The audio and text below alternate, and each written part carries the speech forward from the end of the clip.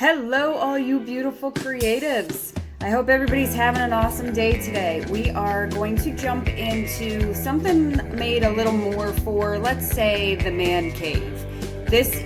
I'm working on a board that is more the size for, say, a bar. Cutting cheese, cutting lemons, cutting limes, that type of stuff. And in lieu of Father's Day sneaking right up here on us, I decided to go a little more manly on this one and kind of play around with a sugar skull and see what we can come up with. So really starting out with this, I'm using the universal tip that you guys know I love to use, and I'm just kind of going around and doing the outline. I do have my heat set probably about a 5.5, between a 5.5 to a 6, not quite a 6. Really because I want to get a nice dark burn line around the outside edges of this piece. Now, you'll notice when I'm going through this, the majority of this whole piece is going to be line work. There's not a whole lot of shading going on in here, a little bit, but not a whole lot. But that's okay, we need to practice our line work too, right? So I kind of go around the outside of the outer part of the skull and around the eyes, going into the nose. I will show you guys some close-ups as I go along so that you can see what it is I'm creating as I'm creating it.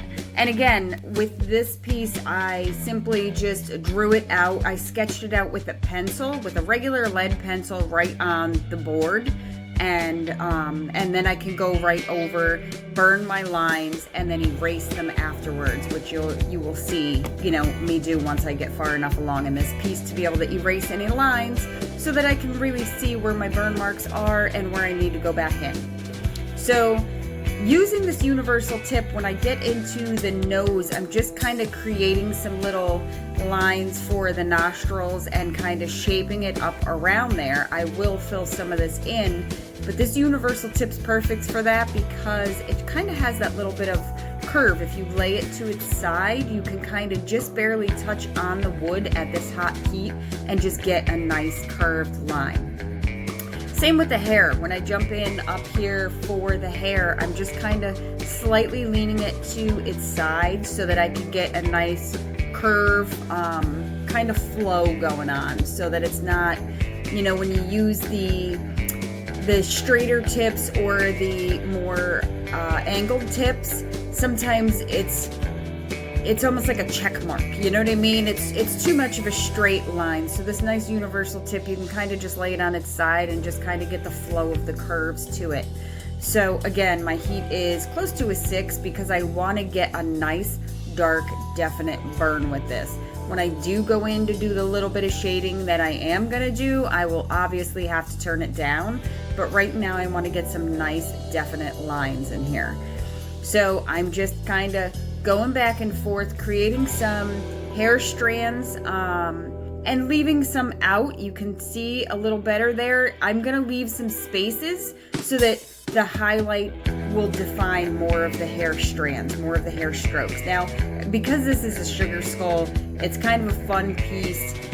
We don't want it to look realistic, so to speak. So I'm really, I'm more for the effects. So the hair, even though I'm leaving some highlights in there, yes, I want it to resemble hair, but it doesn't have to look so realistic like you're doing an actual portrait of someone, I guess is what I really want to say.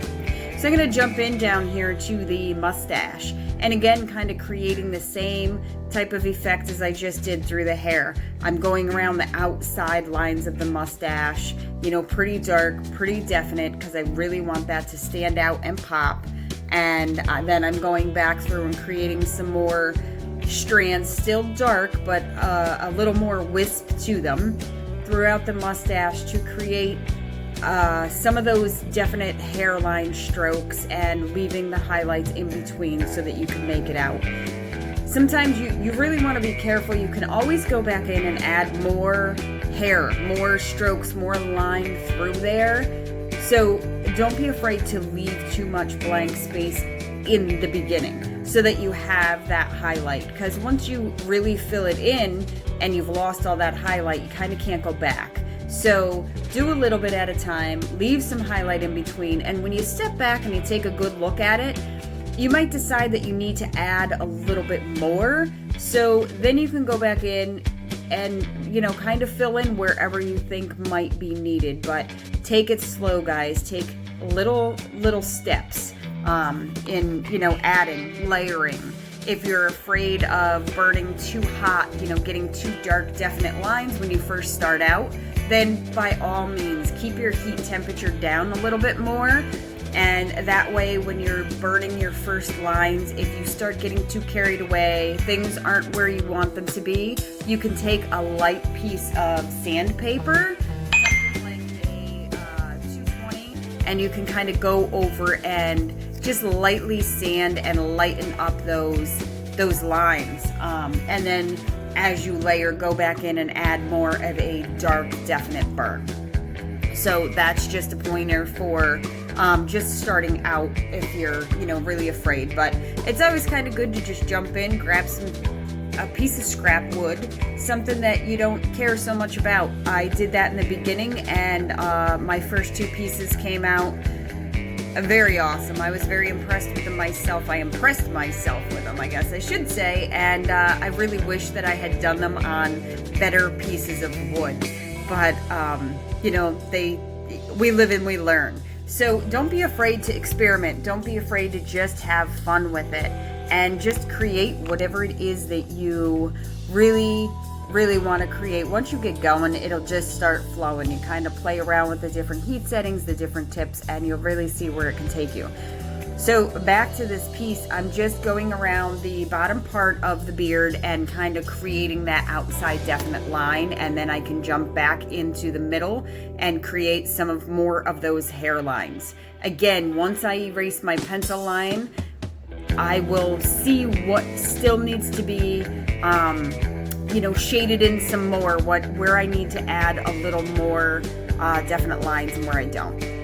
So right around the outside, I've already burned the outside part of the eye, and right around the edge on both eyes, I'm creating a little bit of a scallop look. When I hold the board up close to the camera, you'll be able to see it a little bit better.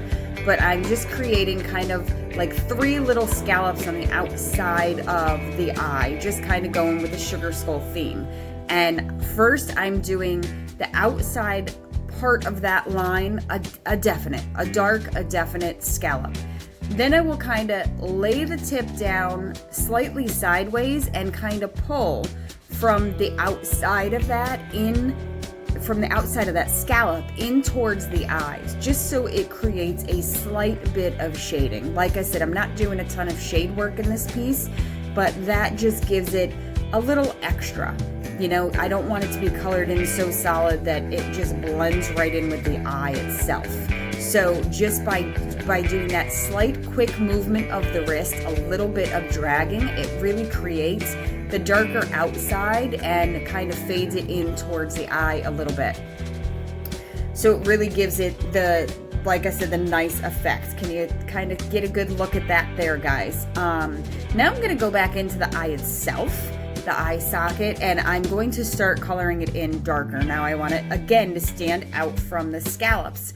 But I'd like to kind of create a little bit of a shading effect here. So again, I'm starting from that outside line that I made very pronounced around the outside eye socket. And I'm laying the same universal tip slightly sideways, and I'm pulling in towards the center of the eye.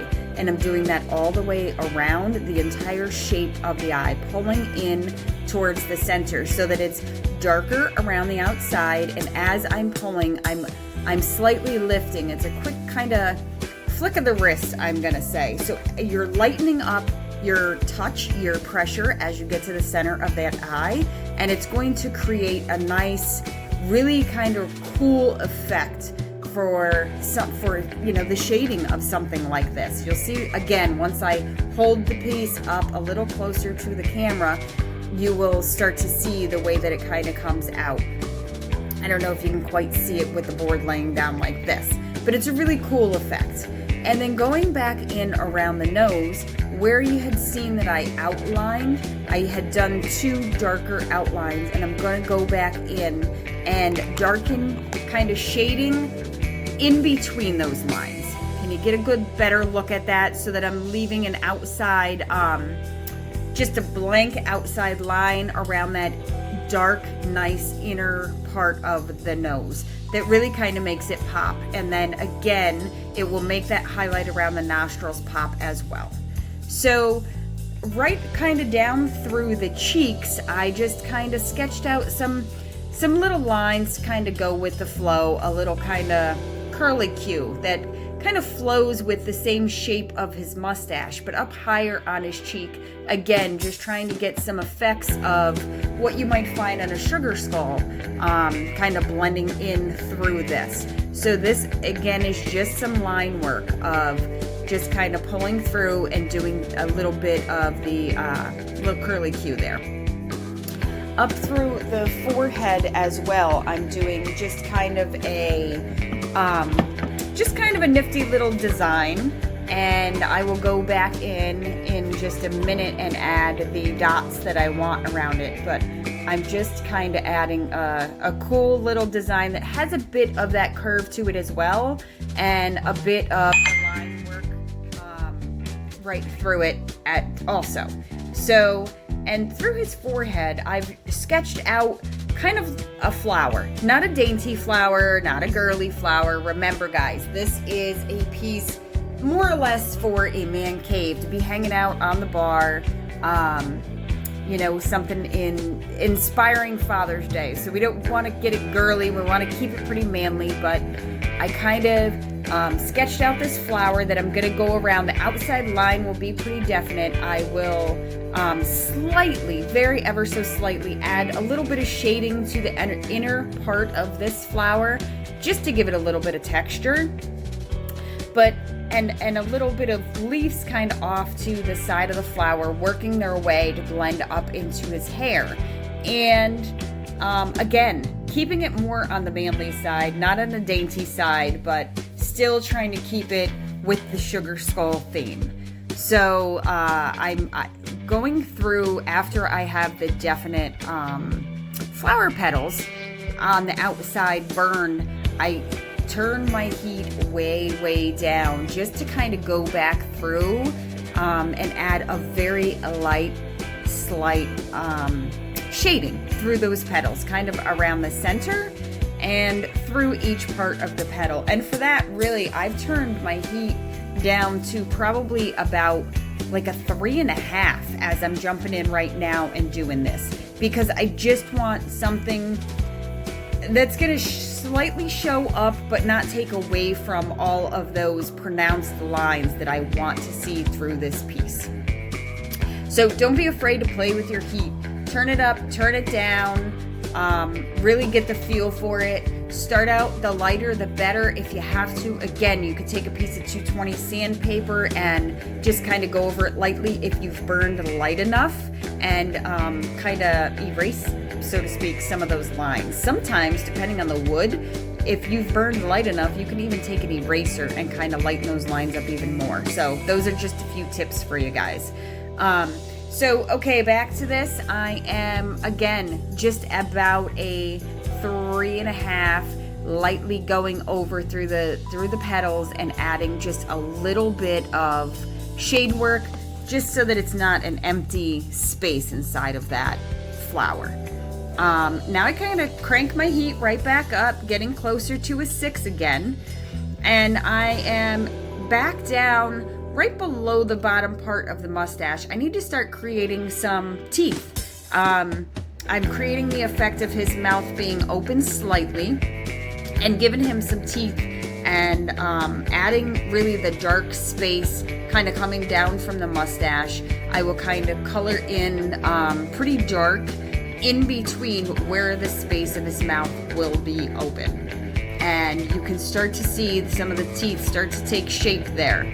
So I'm going to change out my tip. I'm going to use the ballpoint tip. I don't know how well you could see that there. It's nice and simple with this pen that I love to use, guys, to switch it out. You saw those tweezers right there, big metal pair of tweezers. You can pop it right out while it's hot, pop the next piece right in. Shut your machine off first, and pop the new one in there, crank it back up, and in seconds it's hot again.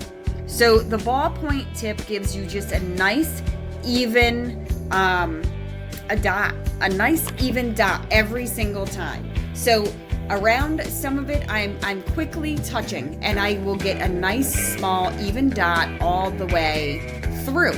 Now that I'm doing that around the squigglies on his forehead, but down his cheeks, I want to start with a bigger dot going into a smaller dot, and I do that by holding it a little longer in the spaces I want it bigger and moving quicker in the other spaces.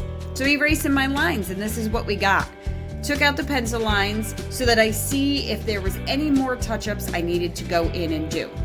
Now I've switched up to the V tip, and this is the first time I'm using this on this piece in particular, and with a light heat, about a 4.5, I'm just laying it flat, and I'm going in towards this skull itself and dragging out towards the outside, just ever so quickly and with a very light bit of pressure, guys, just to add the extra shading around this so that it kind of makes it stand out and blend in at the same time. It doesn't just look like it was plopped there. So there you go. There is the finished piece. You can see the detail of the eyes when I kind of zoom out here. I hope you guys like it. In lieu of Father's Day, happy Father's Day to all those guys out there. This was the perfect piece to go in the bar in the man cave. So if you like my videos, subscribe to my YouTube channel, comment below what you'd love to see me do next, and as always, have a beautiful, beautiful day, my friends.